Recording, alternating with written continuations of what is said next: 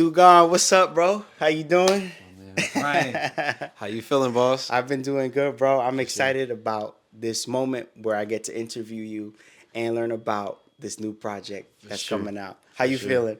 Man, I'm feeling great. I'm feeling great. I'm happy, blessed to be here with you. One of my day one mans. If y'all don't know, I gotta do your history on Tugon, man. You can't do your history on Tugon and not know this man right here. It's all It's on facts. the Wikipedia. Exactly. Go look it up. Go look it up. It's facts.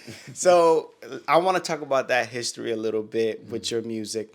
Tell me about when music started for you, and when did making videos start for you? For sure. So going back to what we just said,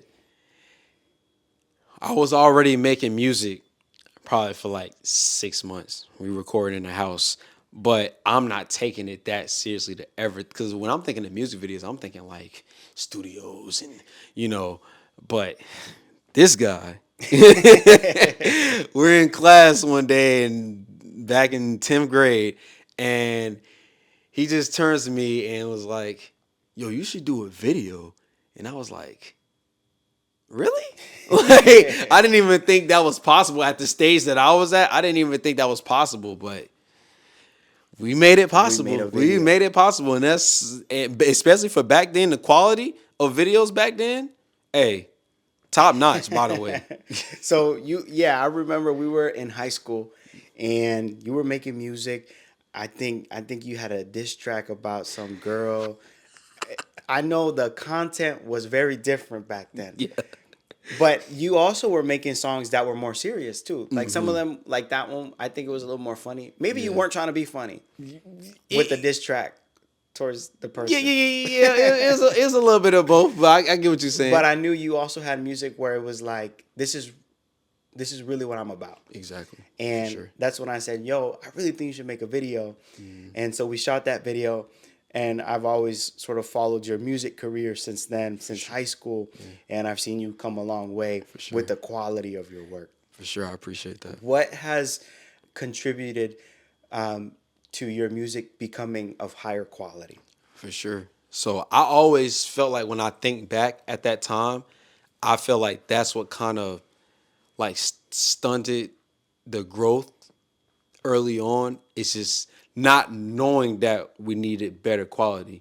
If I feel like if I would have known then, we would have had better quality music, we would have stood out more, you know, but back then we just seemed like just anybody else. So looking back, just, you know what I'm saying, 2020 vision, you know what I'm saying, hindsight, when you look back and you realize like, wow, that was it. So now you put an emphasis on that Yeah.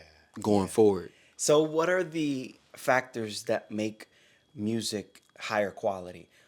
What has made your music elevate? Has it been the production? Has it been lyrics? Has it been certain beats? Like, what contributes for you? For sure. I would definitely say all of the above, really. Just taking the time to make sure that I'm giving the people something that number one, I would want to listen to months later, you know, and something that they can feel proud to tell other people that, hey, yo, I found this song by this guy. I know, you know, he's really fire. You know, you want to give people something that they can be proud of.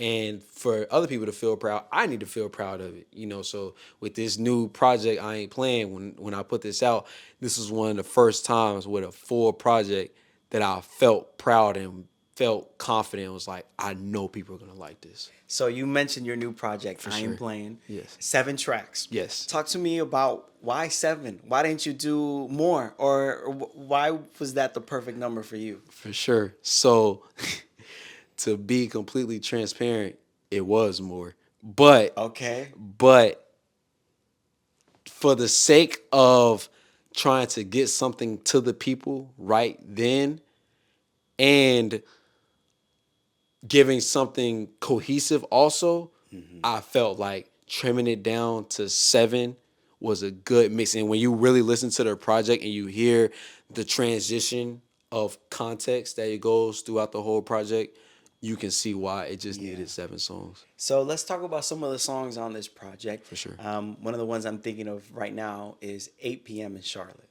8 p.m. in Charlotte. Talk to me about that song. Bars. What was happening at 8 p.m. in Charlotte? What led you to this track? What You were are you doing? What hilarious, were you bro. doing? For sure, bro. It was 8 p.m. in Charlotte, man. Yeah, I was actually out downtown, bro. I was downtown just looking at the cityscape. Like I was on a parking garage and just looking at the cityscape, bro. And just whatever's on my mind at that time. I guess that's how Drake feels. You know what I'm saying? When he does With the timestamps. timestamps. Yeah, I guess it's how he feels. So that's how I was feeling. I'm just like, Okay. oh, this is 8 p.m. in Charlotte right now. And that's what it was. That's what Just it high was. level, just bars. Okay, okay. Yeah. So I'm thinking about another track on the record. The record is very different for me. The first half and the last half, sonically, they feel a little different. I noticed the first half, it's more hype. That's what it felt like for me. For sure. And then the last half, it felt a little more introspective. Use the perfect word.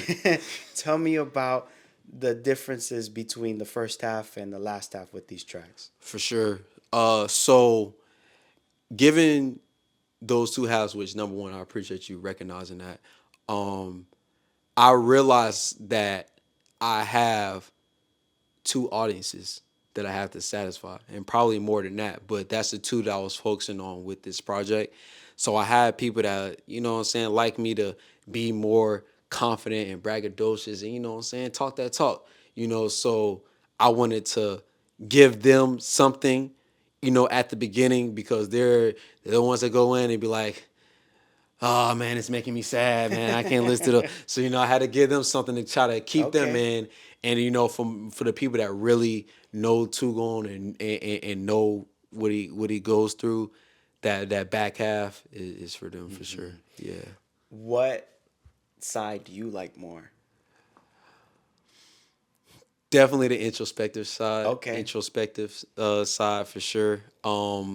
Just because that's both sides are me. We just Yeah. had a conversation about that. Yeah.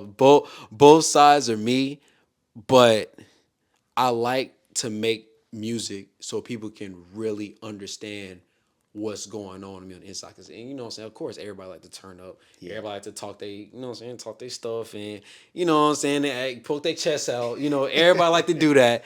But it takes, I feel like, a real man to really talk about his issues on wax and talk about what's really going on with him and be vulnerable. Tell me about some of the situations that have caused you to be more vulnerable in your music. For sure. I think just over these past few years, learning myself a lot more, getting away from like old environments and like being with myself a lot more and just understanding like, wow, there's certain things that I used to participate in or certain things I used to do or like that I didn't like for me. I like because of the environment that I was in or because of the people that I was around. So I feel like once I kind of separated myself from that, my music changed. Cause now I'm not focusing on what him, and her are thinking about. Now it's all about what I'm thinking about. So that's why it may seem like you get a lot more introspective tracks from me these days, but I'm like, that's what I'm really going through. Wow. Yeah. Do you feel like you're trying to send a message through your music? Um, I feel like I just want people to understand that even as a rapper, that you can still be real. You don't have to always be poking your chest out. It's cool to do and it's entertaining for the fans, but don't forget that people still need to know the real you for you to last long term. If people only know the turn up side of you, that's like a high. It's like here and it's gone. Anybody can do that.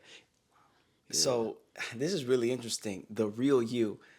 Do you feel like um, that's an easy thing for people to accept? Like once you portray the real you, you think most people are like, "Oh yeah, I accept that," or you think that causes some feedback or some pushback? It's polarizing. Yeah. It's definitely polarizing. And that's come from the people that's closest to me to strangers. Sometimes I feel like strangers understand the real me more than the people that I've known my entire life, which is crazy. I still don't get it to this day, but it's definitely polarizing, but it's satisfactory for me knowing that regardless, I'm giving people my true self. Yeah. So whatever they choose to do with it at that point is up to them. But at least I offered that to them, I, you know? that's very deep. I'm thinking about your family and the role that your family has played in your upbringing and also in your music. I'm thinking about, for example, your little brother and maybe the example or the message that you're trying to send to him. What has that experience been like for you to be an older brother to someone and sort of being an example for them?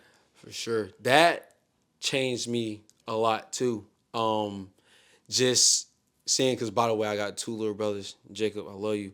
Um, Seeing that someone is really like watching you and like looking to you for like guidance or inspiration or anything. And when you do, when like say you make a bad decision and they think it's okay, and you see them do the same thing you did, and you're like, oh, like, so it's like it made me start being a lot more conscious of like what I do, especially around them. So it made me a better man. Like being a role model to my two brothers, Yeah. that made me a better man. Like just having that in the back of my head, like, yo, they're depending on you. Like Wow. that just it guides me in every decision. Like I can't crash out on every time somebody says something bad to me. Like back in the day, it was nothing. Like, oh, you want to say something about me? Okay, bet. Say something about you too. Like nowadays, I kind of just gotta let certain stuff Wow. slide because it's not worth it. Wow. Yeah, So as you have grown, as you have matured, your music has matured as for well. sure. How do you feel when you listen to an old song of yours? What are your thoughts about it? Oh, it's also another polarizing feeling to me because on one hand, I still have that same hunger, that same like underdog mentality, like, oh, y'all sleeping on me, I still have that same just like attitude about myself, but now I just present it in a more like suit and tie fashion. You know what I'm Okay. saying? It's more upscale now. So when I talk about it, I could be saying the same things because I know certain songs. I say the same things that I was saying back then, but now it's like much more like elegant. So like people might not even catch it the same way, until you go listen to it a couple times. You're like, wow, Yeah, yeah. yeah, yeah. It Okay, make you just sit okay. back and be like, wow, Yeah, the yeah. I growth. see what you mean. So, sort of the way you present it, the way it's dressed now is Yes, differently. yes, sir. How about your engineering abilities? Tell me about where you used to be and where you are now, specifically with this project. How Man, involved were you with the technical part of making the music? that is an excellent question. And that's why I come to you. Man, first of all, thank you. Second of all, this is the first project, and I'm saying I'm proud. This is the first project I ever completely engineered myself. And for all my engineer people, all my producers, y'all know, editors, y'all know what goes into that behind the scenes stuff that people don't see, all the self-doubt, like the perfectionism. Like people don't see all that. They just see the song and they just think, oh yeah, that just happened. It just happened one take. Right, right. One take, one mix, one mass, and it was just done.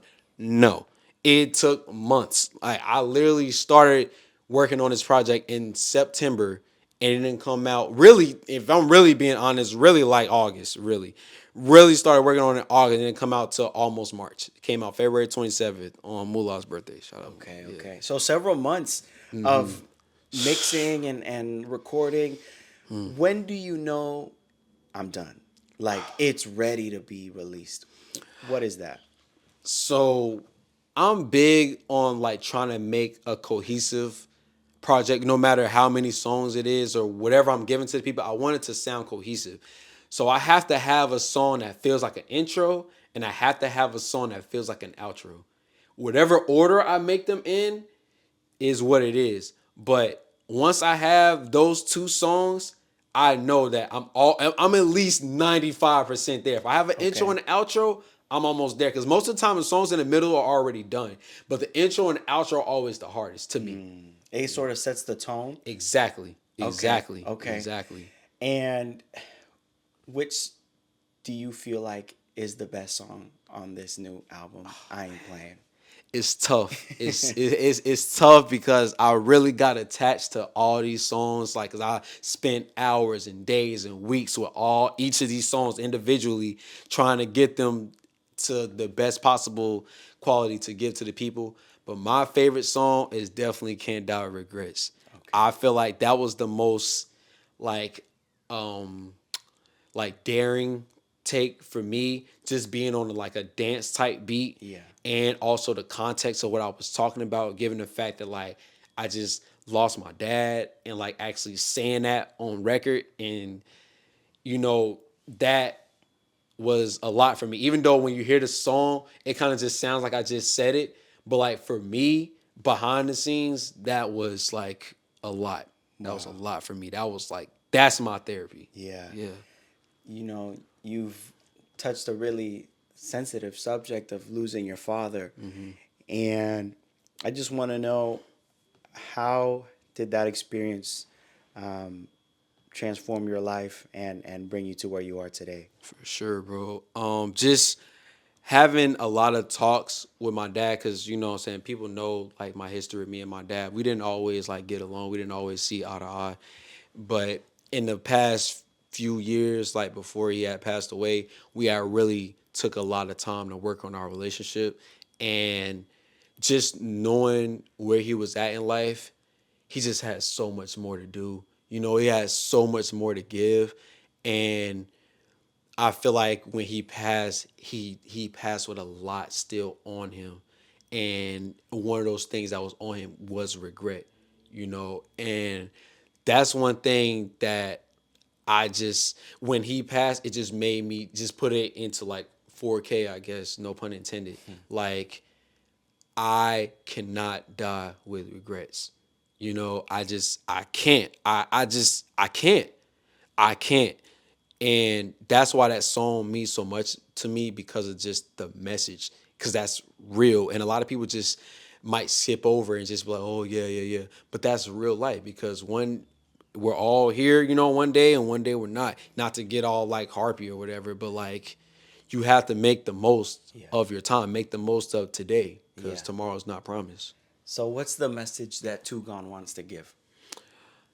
I just want to give to people, just believe in yourself, but also whatever you're doing, care about what you're doing. You know, don't just do it because it's cool, because it seems like the hip thing to do. Don't just do things for a check, for money. Do things because you love them. Do things because you care. And just make the most out of your life. Don't let your life just pass you by, because you only have one. You know, you don't, there's no do-overs, not GTA. You know what I'm saying? You're not gonna respawn at the hospital. Yeah. Like, once it's over, it's over. And that right there with, you know what I'm saying, dad passing, that put that in real time. Like, that's it. Yeah. That's it. So make the most out of each day. And even if you're just getting better a little bit, get better and strive to just keep progressing in your life. Keep Yeah. progressing. Don't just expect people to do things for you. Make progress. Own your life. Yeah. Tugon, I admire that about you, because as an artist and as a man, you know, I always see you doing your best at your craft. Like, you've always been so passionate, Appreciate that. and you never compromise with your quality. Like, everything you put out, it's always getting better. Yes, And for you sure. yourself as a person are always making yourself better. So, man, I'm excited for your work. Yes, for sure. New project is out now. Yes. I am playing, I ain't available playing. everywhere. Yes, yes. Anywhere you stream music, Yeah. it's there for sure, man. I appreciate you For sure, having me bro. having me here, Blessings. man. 10 years in it with love.